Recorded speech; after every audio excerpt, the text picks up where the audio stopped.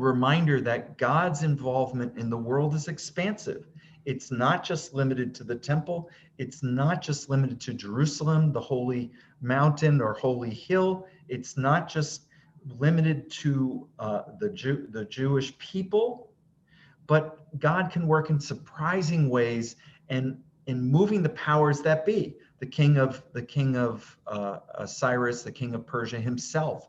So, and God works with unexpected people. So one of the questions, and we'll just kick it around and see if some folks want to answer this for a minute, is how have you seen God at work in surprising ways recently? I think this is a wonderful thing for us to start with and to think about. So if someone would like to, maybe have a couple people give that answer. How have you seen God at work?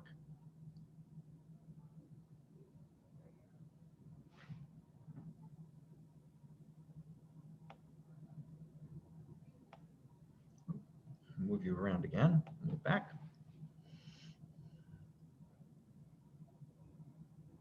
I know we're good Episcopalians, but we have all seen God at work. But we haven't been our churches, Bob, we haven't seen him at work. So yes, you have. So what ways, where have you seen God working in your own life?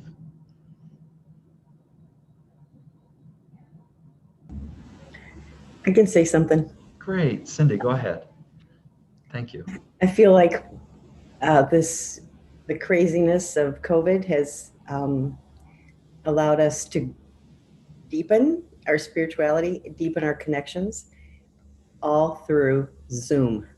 So I feel like God has been working through Zoom, a very unexpected place.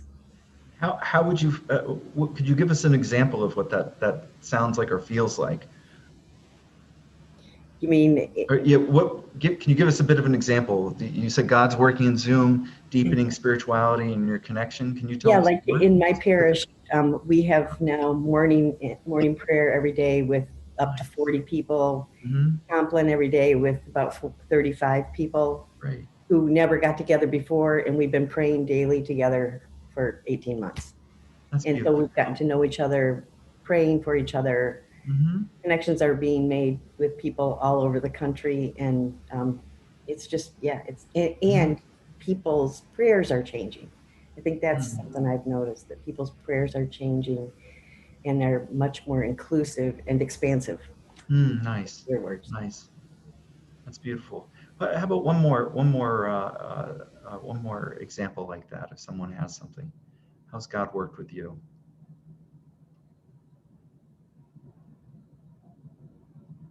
Well, I'll share. I don't know if we call this surprising, but I'm loving spring and the beautiful colors, and that reminds me of God, and all of the fact that we're getting news that we can unmask in public, and the fact that, and maybe that's not surprising, we knew it would happen someday, but it is certainly a relief to know things are getting a little looser. While we've used Zoom to connect throughout this closed-in time, it is wonderful to see kind of a new beginning as we start coming outside our houses as things get better. That's beautiful. I think that's that'll be a great segue. Thank you, Laura, for us as we move forward. And keep that in mind. So God's actions here, reading from chapter 1, verse 5. I'm just going to move us around. I'm like changing where I can see you all. So, okay. The heads of the family of Judah and Benjamin, and the priests and the Levites, everyone whose spirit God had stirred, got up to go up and rebuild the house of the Lord in Jerusalem. And from the commentary that I used, here's this quote: the mechanisms and means of redemption are explained, interestingly and importantly, I think for us even today, not in economic, not in social, not in political terms, but in spiritual ones. It is God who stirs the spirits of both the powers of this earth and his people into action. And he does so for one purpose, so that worship of him may be restored. So some interesting threads that we can pull out of this. Notice that everyone whose spirit God had stirred up, they were also spiritually encouraged. They received spiritual encouragement for the return, but not everybody's spirit was turned. Not everybody returned, interestingly enough. Some chose not to return. Life was pretty good where they were, they felt. And then others, interestingly enough, physically couldn't, perhaps because of age, or they were too old or too young to make the trip of many miles. And so my question for you, and the question for us to consider as we go through this evening, is have you considered who might not return to church and why? Yeah, go ahead, Tam. Yeah, this is a big question for us because we have a lot of older parishioners who have been participating because we have online services, and it's very difficult for them to get out. And so and also people who are very far away, who moved away, or whose parents went to our church and they found us. So I've got people in Spain and Germany, and they're connecting with us every week, every day, every week. And so we have to figure out how to keep that going while we're returning to in person. So yeah, that's a problem. We're a real small church, so it's a struggle. Yeah, that's good. That's really good to point out. And it's exactly one of the things that the churches, I think, are running into. Is there another example? Does someone else feel like they would add?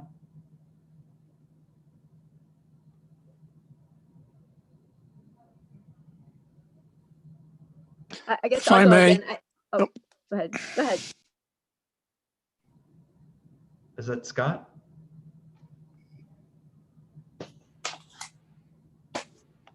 How do you, I'm not too good at this. Oh, Lynn, go ahead. There Thank you you are. very much. Yeah. I think our concern is how do you get the children back to church? Sunday school has just about disintegrated, and to get people interested in even being involved in building it up again is we're finding it very difficult and don't know where to go and how to do this.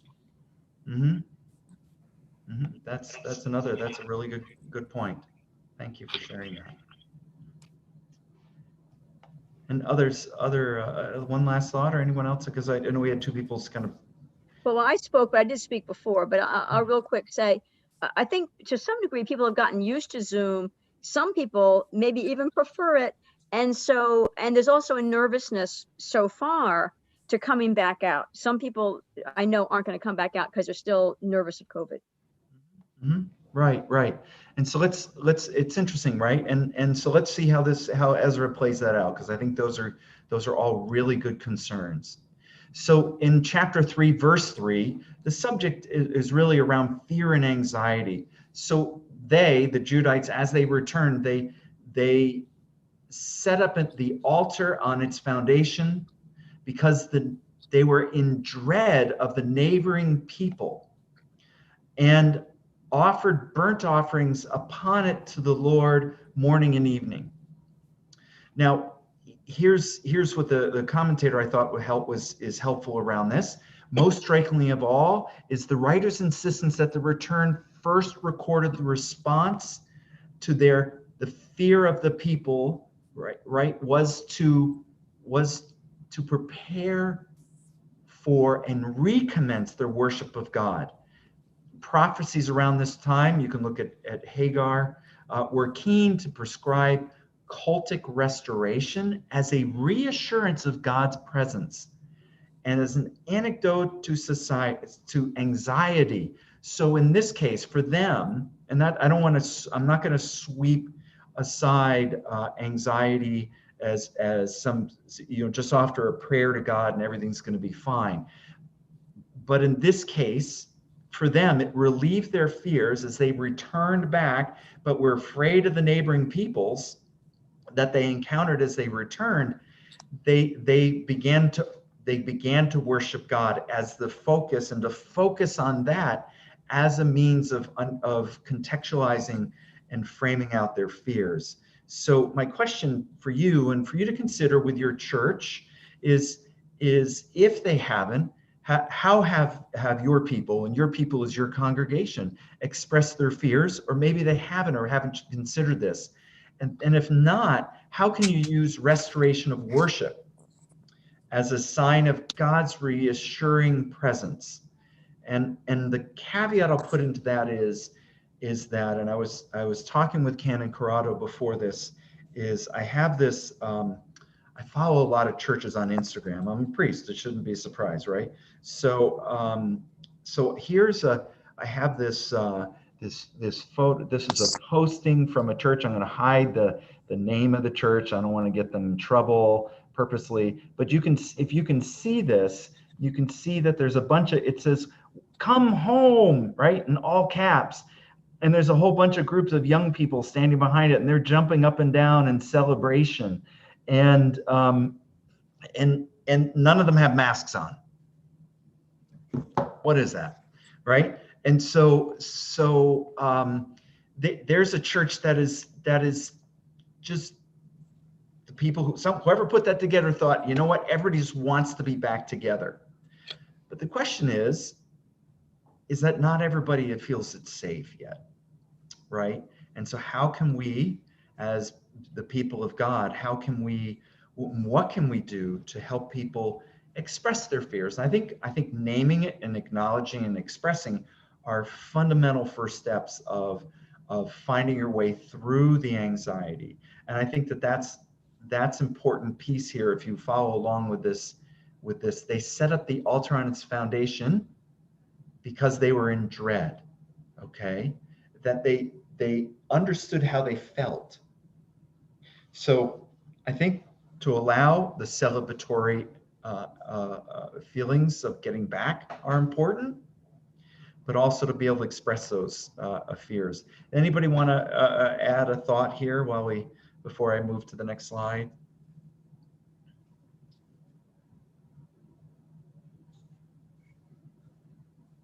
I don't. Nope, I lost you. Lynn, we lost you back to mute. Oh, Do it I'm again. sorry. There you go. My hand's faster than my brain. We have had services, and we started services a few months ago where only 1 or 2 people came, but we still did the services. Yeah. And then when Easter came, we actually had 39 people show up, which to us was a crowd, okay? Because we don't have a big congregation anyway. Last Sunday, that dwindled down to something like 16 people, okay? So there are people that are still not afraid, but we do have people that are still fearful.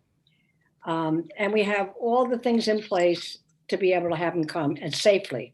So Right. And we've tried to reach out to them, sending them this information and sharing it with them. Right. We're going to move to outside probably in a week or two when it gets a little bit warmer. And I think then, I'm hoping then, we'll see more people. But I don't know that the people trust the government, trust the CDC, or even trust the church. So even though we believe we've been doing it, that it's very safe and everything is in place, it's still hard to get them there because some were just terrified. And so what I would say is, as we point to Ezra, is the acknowledgement of the fear is helpful, and the acknowledgement of the anxiety is helpful. Is to say to people, yes, we're doing everything correctly,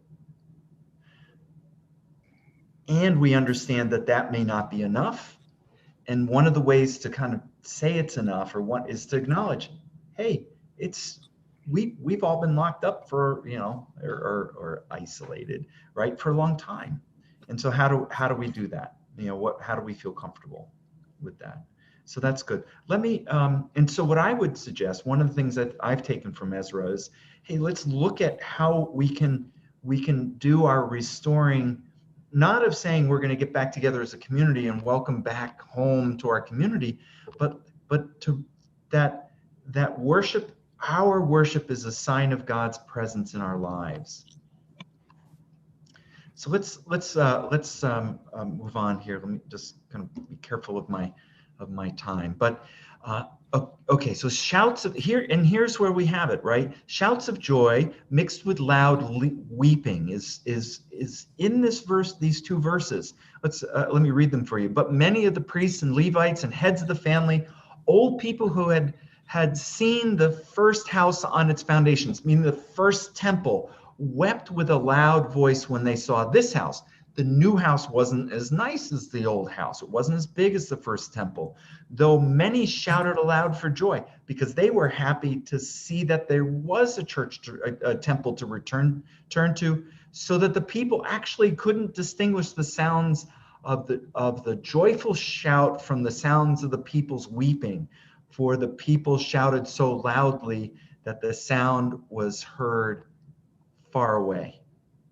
So that the important point here for this commentator gives us is that the writer's curious insistence on emphasizing the impossibility of differentiating between joy and sadness suggests that the point is less about the particular emotion than the intensity and the volume of their expression and their testimony to the community, meaning that and I would say this is where we can focus on as churches, right? Is to give ourselves space and value for all emotions to return, right? And to say, we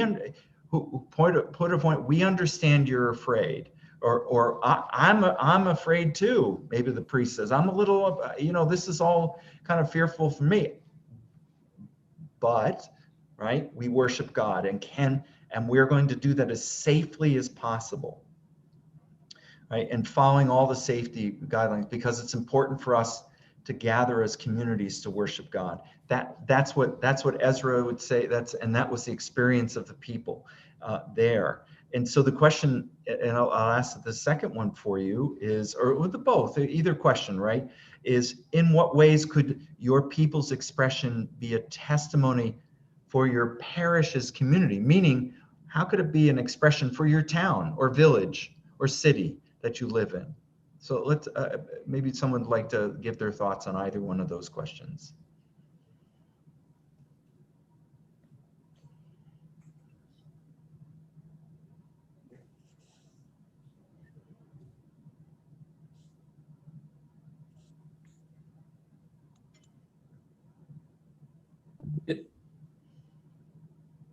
I have a question about about readiness. How do we know that we are ready when we have no guarantee, no credibility, and no sensitivity? Because we have been told that we could not leave, that we are not ready, and we have been taking another direction through Zoom. So we are already Zoom bound. We keep our faith, but we don't exactly know if we are ready to start or not. And this is one. And second of all, how do we do with joy and fear, or joy and tremble? We certainly wanted to celebrate, but we need to keep our life safe. So what do we do with the joy, and what do we do with that fear that is not getting away? Right. Richard, I'm reminded of the end of the first ending of Mark, chapter 16, the first ending of the gospel there, and what the experience of the people at the tomb on Easter morning was two things, right? It was fear, there was this joy, awe, but also fear, right? And so I think it's fair for us to have, and I think it's very real, the emotions that you're expressing. So first off, good for you. And I think that those are challenges. I'm not in a parish at the moment because I'm busily working on a new book, but but I spent as the interim last year at a new church. I was there 8 weeks and we went into lockdown. And then I spent the rest of my time there in that. And I had one thought as a priest, and I bet if you ask I've asked other priests this, is I did not want to have us be responsible for someone being sick, getting COVID. I just didn't want that. And so, and neither did anybody else, to be frank. And so I think you express that. Now, I think we know of certain things that are okay in terms of gathering and worship, But I do think it's a slow steps that each community makes as they go along. So I would say to you is if you or and any of you, any churches that you worship at, if your church is not ready to come back in, that's okay. I really honestly do, because you will feel the call. You're still able to worship in a variety of ways, right? Online, and hopefully that works for people. But I also think that it would be helpful to all of our churches, whether it's on Zoom or people sending emails in or something, that the parish leaders give the congregation the opportunity to express their emotions, to say, you know what, this is how I really, really feel. And this is what's going on for me. And I think in the case of your parish and where you are, I think that would be a terrific thing to allow people, that would to me be the first step. I don't think the first step is to send out a come on back, welcome home, we're here. This church also had in the feed for this church on Instagram, they wrote, and we're going to be singing. And I was like, good God, how are they're going to be, the choir is going to be singing, and you're going to be singing your masks, and it's going to be, and I'm like, on what planet are these people? I would never go, but that's where I am. And I think that those the emotions, that the joy that God is still with us, but the loud weeping that things are not the way they were is important. Let me step forward now into the next slide. It says help from those who remained were rebuffed. So when the adversaries of Judah and Benjamin, now these are people who were living in the area, heard that the returned exiles were building a temple to the Lord, the God of Israel, they approached Zerubbabel and the heads of the family and said to them, let us build with you, for we worship your God as you do, and we've been sacrificing to him ever since the day of King Esarhaddon of Assyria, who brought us here. Well, what happened? The Judites said, thanks, but no thanks. We don't need your help. We're going to rebuild this place without you. Well, that set up a series of contention, built up the adversary, and pushed them to actually, they began to write to the king of Babylon and saying, hey, these people you can't trust. So but what was interesting, right? The basis of their author is neither ethnicity nor politics, right? They had been brought from Assyria, but they wanted to be on religious solidarity, and their claim is couched in terms of that seem plausible. They're seeking God and wanting to sacrifice to him. So if one church says, we're not ready to gather again, and another church says, we are, neither are wrong.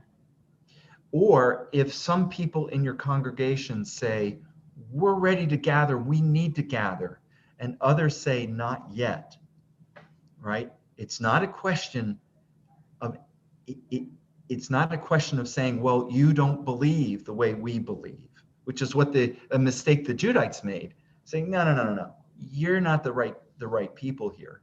Is that was the mistake they did.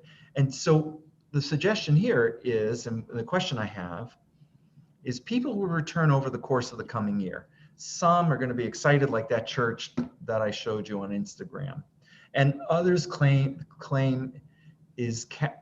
others will come back and be fearful to be near others, and still others may come back for a time. Perhaps what happened, some of the people at Lynn's church, and saying, oh, we're going to come back.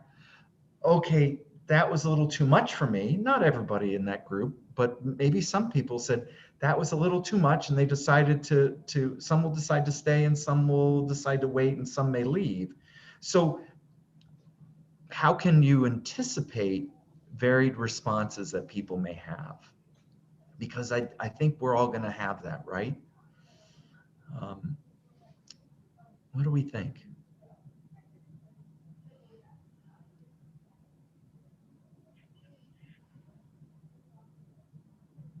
I think it's just a given that there are going to be different responses.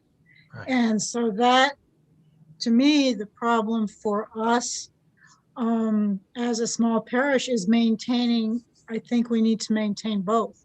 Mm-hmm. I think the online services should be here to stay for the people that need them, that can access them whenever they want them. But we also need to be in community because that's what the church is. So it's for us, it's a resources. How do we manage to balance that? And how do we do an online service? We do YouTube pre-recorded right now. Right. How do we do that when we're back really in the building? Right. You know, Right. the technology is difficult. So Yeah, that's big questions. Then the questions will be stuff like this, right? You know, you come back to church and the priest suddenly says, "The peace of the Lord be always with you." You know, maybe also with you. You know, all that. Yeah, I'm sure you never have a person like this at your church before COVID. Oh, I don't shake hands at the peace, right? Nobody's ever seen that. I mean, I've been in enough interim at 7 different churches. I've been at 10 different parishes in my career. There are people who don't want to give the peace, right? And now they're all going to be like, yeah, I was right. And right now I have a really good reason why I don't give the peace, because, you know, forget it, right? Or how about when we say, like this church that I'm picking on tonight, they are like, we're going to sing. Well, I'm not sure if I'm there yet, you know, as a leader of a congregation, even in masks, you know, and what does that look like?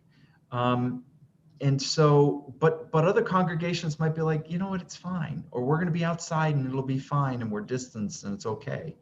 Okay. But not every church can do that, right? Because we're from all over the place and some in urban churches can't worship outside. So we're going to note that each step of returning back to liturgy, I didn't even get into communion, right, is going to be that step. So in, let me just, I can't see my title here for a second. Okay. So what happens in Ezra, by the time we reach chapter 4, the Israelites have become immobilized. There are these adversaries have written the king and said this: "Now may it be known to the king that if this city is rebuilt, Jerusalem, and the walls finished, they will not pay tribute, custom, toll, and the royal revenue will be reduced." Right? That's a big deal, right? If we go back, let's put it in this terms.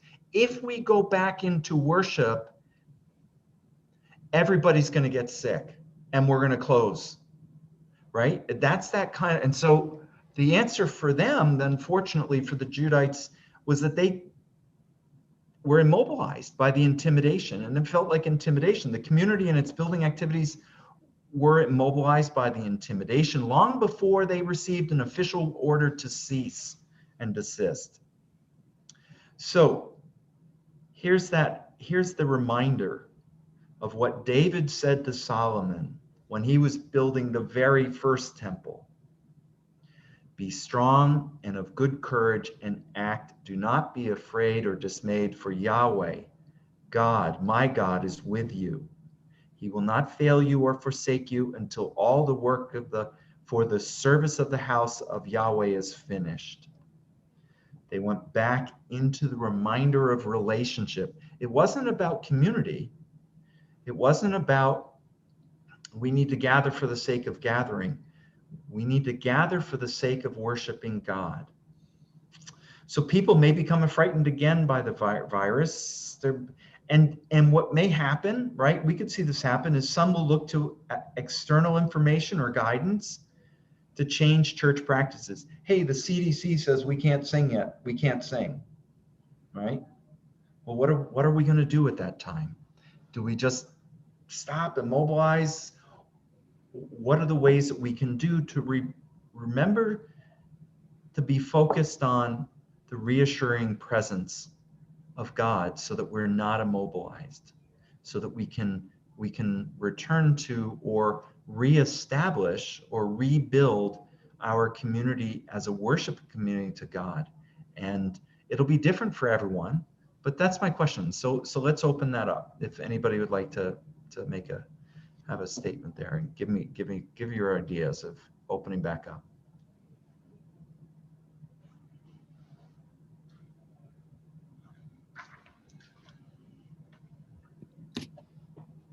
My concern is about the location. Where do we found God? Because from the very beginning, God was located in the temple. And then later on, God was moved now to Zoom.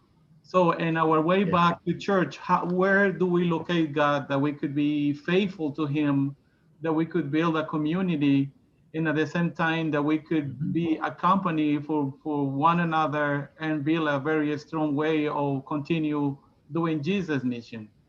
Right. I think that's, thank you again, Richard. I think that's a really good question, right? God came to us over Zoom. I think that's a very fair statement. And I would say that the people, right? We know that the exiled people would turn to the west. The Jews in Babylon would turn to the west to worship toward Jerusalem, even though they weren't in Jerusalem. They continued to worship God, or they continued to worship God where they were in exile.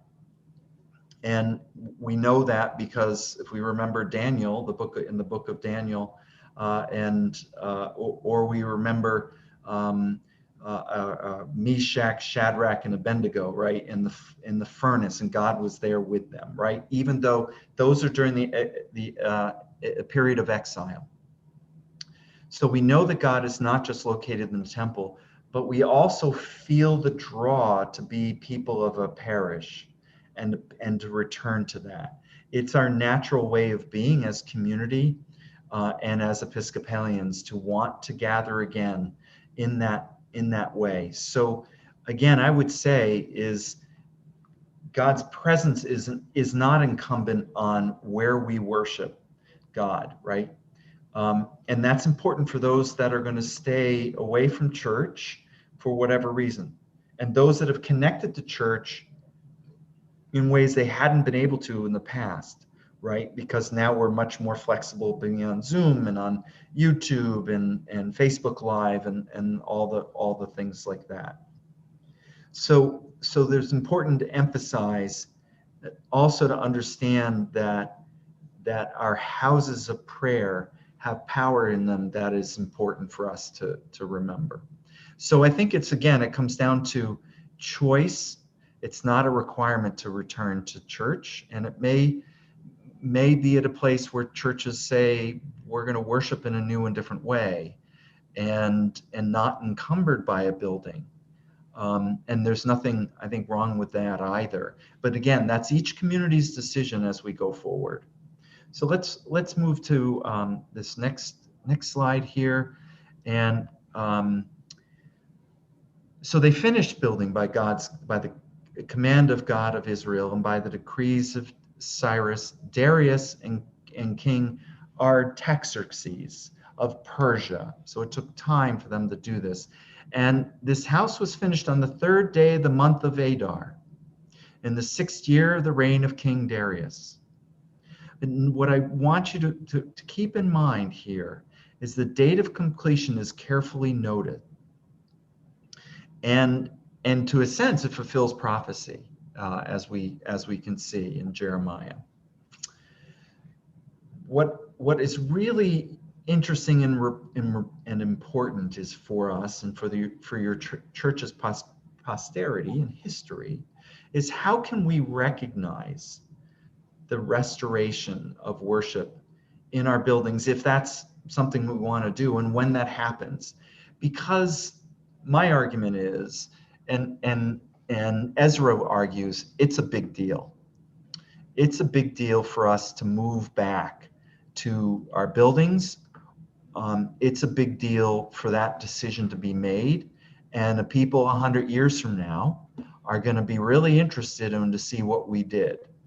and want to know how we came up with the decisions that we made, and to acknowledge that in some way.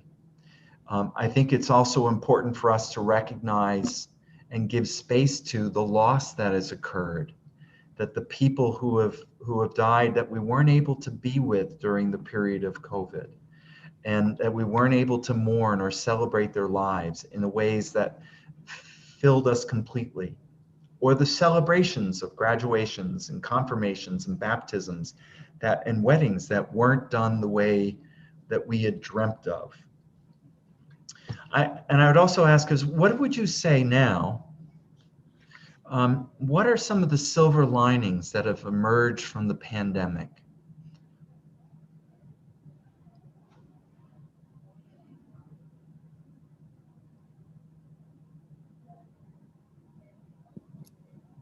Me again. I don't want All to right, take. Lynn. I don't want to. I think the fact that we had to slow down, that everybody didn't want to do it in the beginning, but they slowed down, and it gave us an opportunity to explore other avenues, not just in worship, but hobbies, creativity, and to become. I marvel at how the families are. At least I know there's been stress to all of them, but how they're brought together. For me to see a father walking with 3 kids and handling them in the playground, which you didn't see before, because now they are taking an active part in taking care of the kids and being there for them, in spite of the fact that they have a little corner to probably work out of for work at home.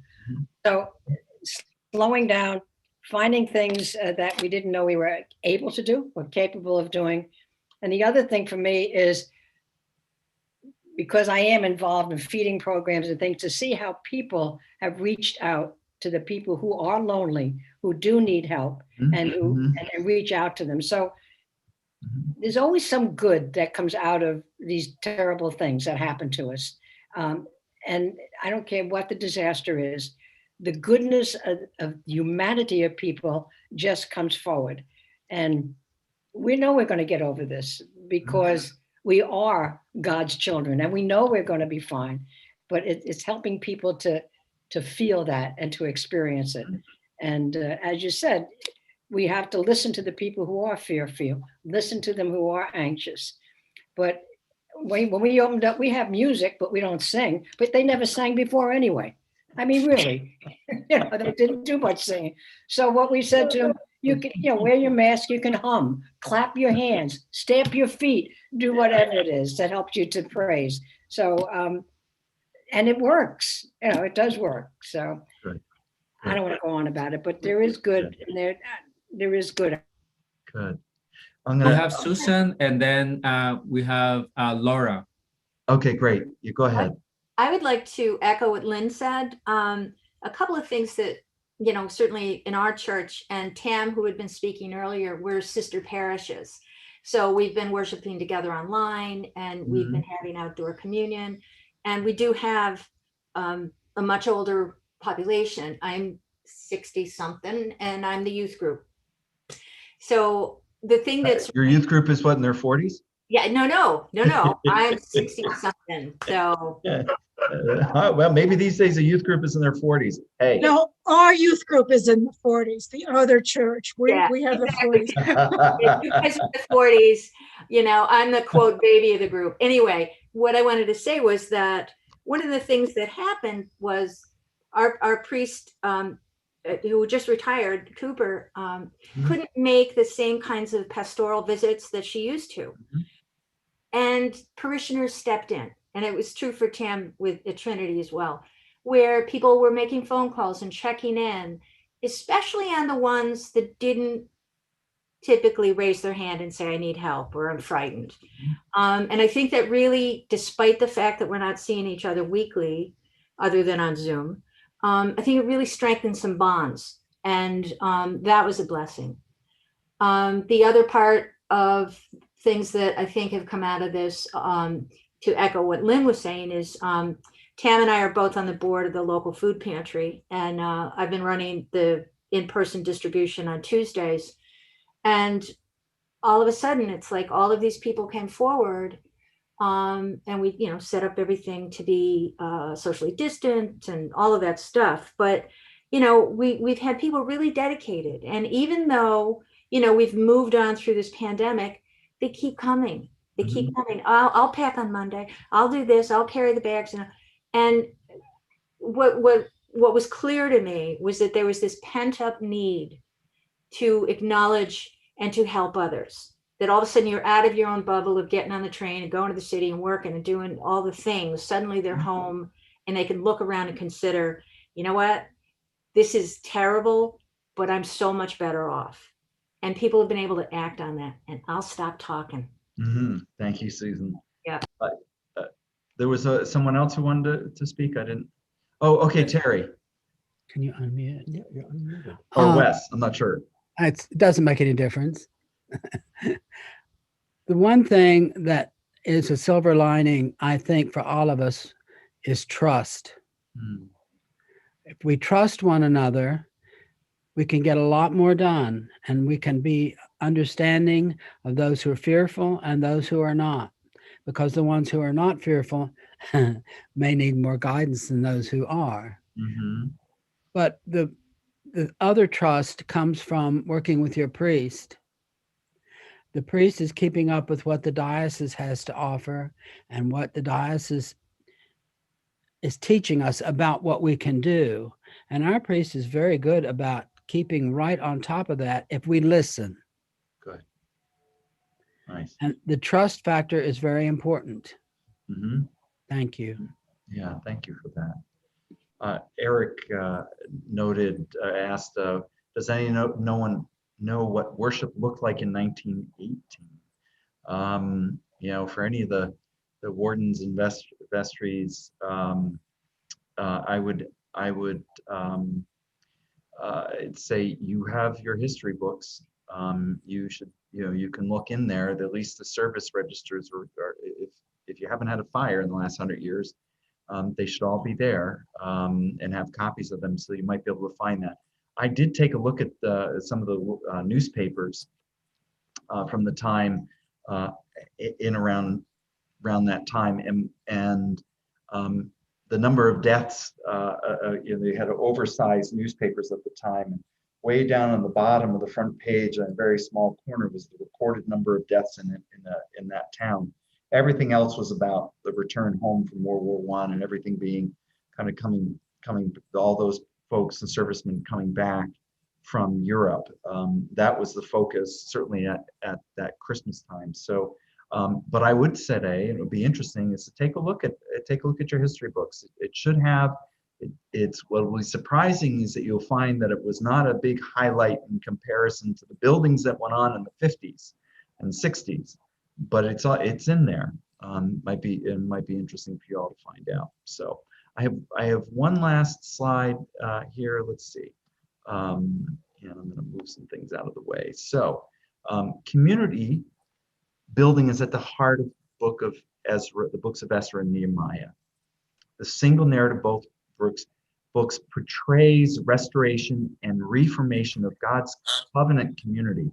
Think about it as the covenant community, not necessarily as a singular place, in its ideals and its continuing fallibility. They didn't always get it right. The returning exiles knew, but they knew precisely who they were, so that they lived out in the land for 2 generations. So that they were exiled, right? That only the very oldest had memory of the original temple. Still, they knew who they were and who they belonged to, right? Whose are you? That's that question to ask. At the bottom line, you're not your building, you're not just your community, but you're God's children. And so they were able to claim authentic membership in the restored people of God. And I think that that's helpful for all of us as we consider our options and what we have to do and face the challenges we face as we return as a community of communities of worship. Is whose are we, and how can we be single-minded about that and what that means? And so that is my prepared remarks. I'm gonna And there's everything you need to know about me. I will be doing some guest preaching, depending on how quickly I write my manuscript. But I've scheduled some parish retreats and forums with folks, and I've also can do vestry retreats. So just know that I'm as one of the more experienced interims, I'm kind of used to those kind of things. But my latest book is Courage to Thrive. It's a mental health spiritual exercise journal, 40 different exercises, which include verses from the Bible, some reflections, and a prayer at the end of each one, and then a prompt for you to work on, things to work on. People who are in the midst of some serious mental health struggles have found the book helpful, and others who want to know better about what people face have found it as helpful. If you go to my website and order it there, I'll send you a signed copy. If not, you can go through Amazon, and you can also contact me at Growing a Soul at my Gmail account. So I want to thank you, but I think we still have a minute or two. If there are some last questions or thoughts, and then maybe if someone would like to share any thoughts they haven't had a chance to, then maybe we'll finish with Canon Corrado with a prayer. So any closing thoughts or anything that's on someone's heart that you haven't spoken about yet?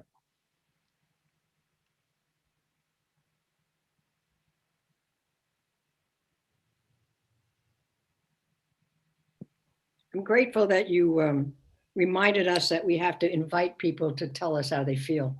That I don't think that we think about that, and we have to come up with ways that they'll be willing to participate, or just talk about it. Have a Zoom. Just how do you feel about coming back? Yeah. Okay. Or if it's too much to have someone contact the priest or vestry members or designate somebody, or as you're making pastoral calls, that's Right. important. I mean, we're Episcopalians. We don't talk about our feelings, right? Some of us. So, but as the Irish kid that came over to the Episcopal Church, right? I know about this. Thank you. You're welcome. And Reverend Dr. Flanagan, I think something that is occurring in this Zoom meeting is the blessing of lay ministry in the church. Throughout the pandemic, there have been a lot of you lay leaders here present today that have taken on the responsibility of keeping your churches moving and keeping your churches open to those ones in need.